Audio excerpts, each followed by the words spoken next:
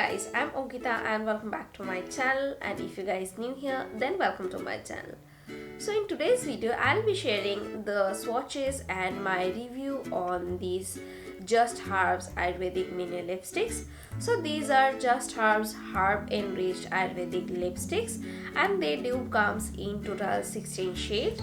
This is their shade sampler kit. These lipsticks are also available in full version which retails for 745 rupees and this sampler kit retails for 575 rupees.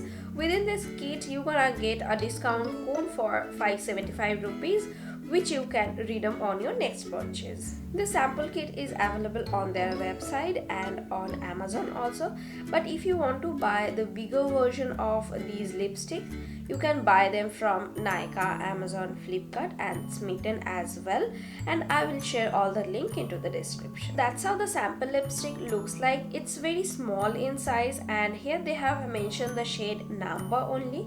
On the back of the packaging they have mentioned all the ingredients, and guys, it's a soft matte lipstick. The formula is very comfortable and it will provide medium coverage, but you can apply 2 to 3 coat to build up the coverage.